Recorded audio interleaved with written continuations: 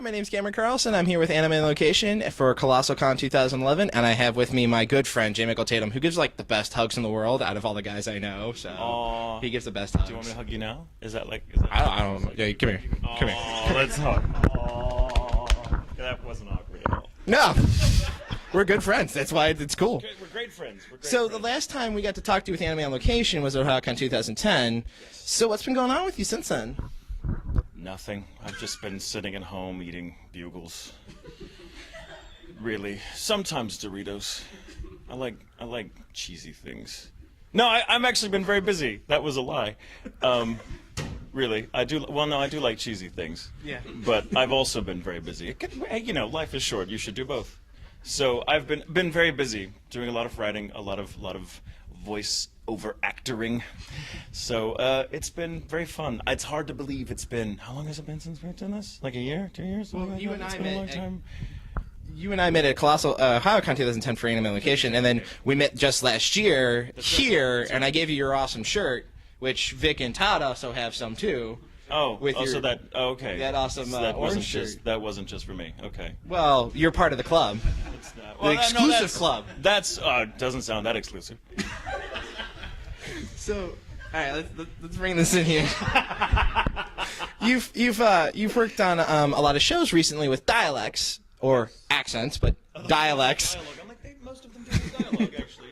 So the dialects that you've had to recently perform were France in Italia, and the smooth and suave Sebastian and Black Butler. How do you prepare yourself mentally and physically for those roles? Because I said the extras on Italia, you said you had to do the fake French accent of for 3 minutes long.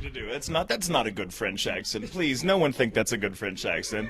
They're never letting me back in that country again when they hear that, because French people don't actually talk like that. I'm required by law to say that. They actually do.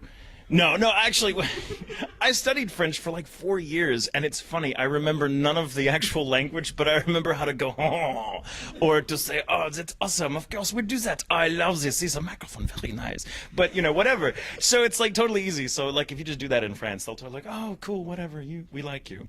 And as far as like the British dialects are concerned, like I learned how to speak from a little British lady that was my speech therapist for 5 years when I was a kid. I had a debilitating stutter when I was a child, so much so that I didn't actually speak until I was probably 8 or 9 years old. I know I've been kind of making up for lost time ever since, but I had this like 1,000-year-old little British lady who was my speech therapist for I swear, I don't think she's dead yet.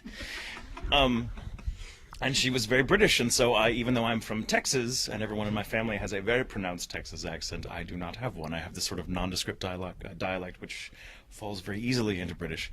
So the dialect wasn't really much of a challenge. I mean, I say that not to be arrogant, it's just like there are many dialects I cannot do at all, but British and really horrible French happen to be two of them. So. See, Chris, I actually do pay attention to what you say on camera. Expanding a little bit on that, what are your thoughts by playing Sebastian in Black Butler? I mean, when we talked in 2010, you just got in the role and you were all excited and giddy and you were jumping off all the walls. So how was it like working with him? Well, it's really fun to sink your teeth into a role like that because it's such a weird. The show itself is a really interesting balance of the sort of gothic and the goofy, and those are two things I adore. And Sebastian in particular is a really challenging character because he's not very emotive. He's not very, he plays everything very, very close to the chest. He's very, you never really know what he's thinking, and that's made all the more challenging the fact that he's not human. So you can't necessarily attribute, human motivations to a character like that. So he is the ultimate cipher. And part of the fun is just getting in the booth and discussing with the show's director, Ian Sinclair, what's going on here? What's making him tick? What's this? And then it's great fun. It's great fun. It's one of those dream roles you get as an actor where you get to like just a character that really puzzles you, but really forces you to bring your A game. So Sebastian's been fun, and I love the show. So it's great to be part of it. So now talking about the other side of the glass, as we talked about in our last interview, you had started working on writing and directing. And you said, you never get used to it, but have you, as time has gone on, gotten, a little bit, it's getting softer and easier to, mold and play with? Sure. I focused a great deal on the writing in the past couple of years, actually, and it's been really, it never really gets easy in the sense that it's never not a challenge. I mean, that's the attraction, is that it's always a challenge, but I do find that all of aspects of that career, both in front of the glass and behind it, as you say, are really kind of all from the same bag of tricks. So they really inform each other quite well, in fact. And so I find that I feel that I'm a better actor, better craftsman in the booth as an actor because of my experience writing and directing, and vice versa. So it's really cool. It's been really fun. I don't know that it's gotten easier, but it has gotten it's certainly kind of propelled me to greater heights, I'd say, at least in terms of what I feel I'm capable of doing. So now you also work on a podcast with fellow voice actor and director Terry Doty. And how did that project all come about? How did that anime show get its going? That anime show, Terry and I had the fortune to direct a couple of shows together for Funimation, and we became really good friends during the process. And we got to work with a lot of really cool actors, working actors, up at the studio that don't often get the chance to make convention appearances. And so fans don't, necessarily get to hear their stories or to, hear them, tell, their experiences of getting to work on some of their favorite shows. So we thought, wouldn't it be cool if we just get these guys in, like, somewhere we could do something, the equivalent of almost an archival interview, where we just kind of get up and they can be themselves and be funny and tell their side of the story and tell their experiences about, what they did on this show. And it was really fun, since we know so many interesting and quirky people that have very fascinating lives completely outside of the anime scene, that we just kind of wanted to talk to and get other people to, introduce them to other people. So that's really how it came about. Basically, it was Terry's brainchild. She said, "Hey, what do we do this?" And I'm like, "That's a great idea. Yes, let's do it." And it's kind of been a crazy, crazy ride ever since. All right. Now you've worked on the adult title, Ren, and not an adult in terms of the other side of the industry, but it's more a mature title. How's it like working on that title? It's fun. It's interesting having to direct actors who you know and love from your experience with them on a show that mature. That's a really good way of putting it. Mature. I like that. Not dirty. Not TVMA, but just mature. It's interesting. I mean, I personally love things like that. I love the more the darker, more adult-oriented titles, because I just think they are challenging and they are interesting. So getting to direct one, again, Terry Doty helped me out with that show, and she was awesome. She was my assistant director on that. And it was really fun getting to direct actors that I'd known very well and had seen their work and had directed them in many other instances, but finally getting to see them do a show where they have to be so vulnerable and so dark. It was really interesting to get to see a lot of actors, what they'll do when they have to go there. And it's really funny. I mean, it's real, I say funny, in some respects it's hilarious, but in others, getting to see an actor really have to really think about what they're doing, like pushing them outside of their comfort zone is really something you like to do as a director. And if the actor and actress respond to it, as they all did in Ren, it comes together wonderfully. I had a ball working on that show. All right, and now your first role ever was in Samurai 7. Yes. How did you were Samurai 7, how did your whole spectrum of your life kind of change after that? Because, you have Bevins calling you in saying, come work on one of your favorite films of all time, be one of the main characters of depth and humanity. And then after that, what was it like to go from that challenge to the other roles you got after it? It was a huge challenge, because when I was still in the midst of doing Samurai 7, I really had no designs on doing this for a living. I never really thought, I'm like, well, this is my one, day in the sun where I get to do this really, really awesome show, which was great fun to do and a great honor to get to be a part of. But I never thought I would have a career afterward. And so, but slowly but surely, I was still doing voice acting just as a sideline thing. I had a whole other career going on that had nothing to do with anime or acting at all. And just slowly but surely, I started getting more work and thinking, really, seriously, what's wrong with these people? They keep hiring me. Do they not hear me? But obviously, I was wrong about myself, and I started getting more work. And so, very gradually after, I don't know.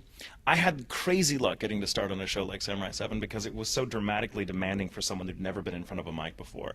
And having a director like Christopher Bevins, who is so intense and so brilliant, really, it was boot camp in a way. And so I was very lucky, I think. Had I, under no other set of circumstances can I imagine having gotten into this industry, and being a success, because Bevins and that role sort of turned me into an actor.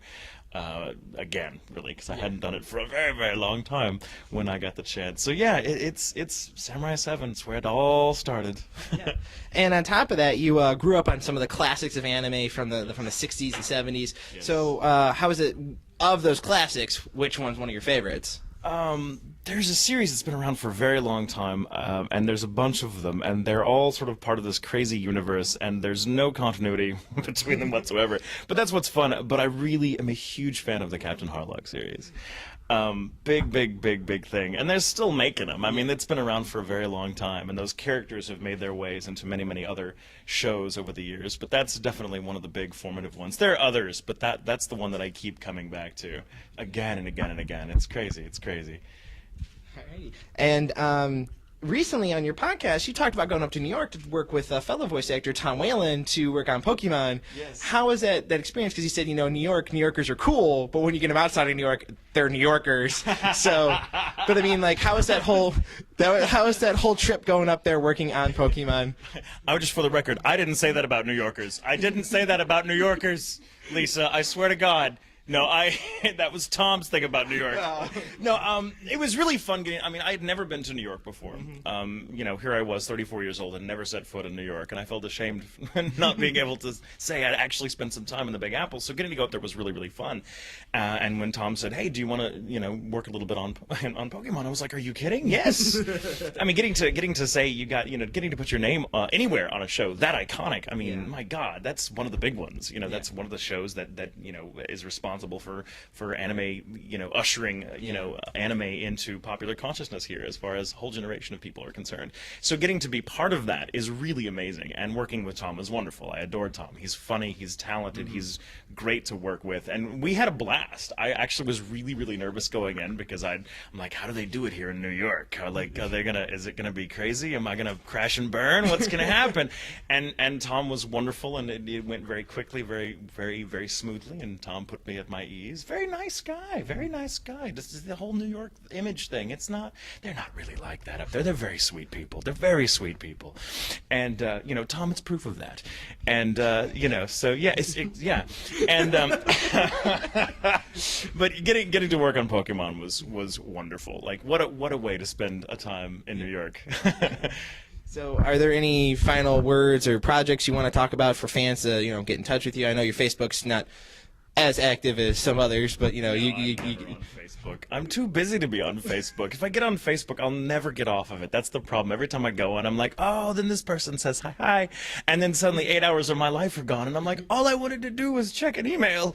What happened? And so I never get on Facebook. I'm not a modern man at all. I'm like, I don't know. I'm lucky to be able to send an email or to use a phone. It's pretty crazy. Like I get lost in technology. Not because I know what I'm doing and I'm like, oh, this is cool, I'm gonna go here. It's like I literally get lost in technology. If I follow a GPS, I end up in the middle of the salt flats, just screaming for someone to help me. That's what happens to me. So, but yeah, I've been working on a lot of stuff, burning the midnight oil on a lot of projects. Very few of which I can talk about now because of those pesky non-disclosure agreements. But very busy, very busy. Writing a few projects right now. Of course, getting to voice act in a few of them. So, all to be coming out very soon. So.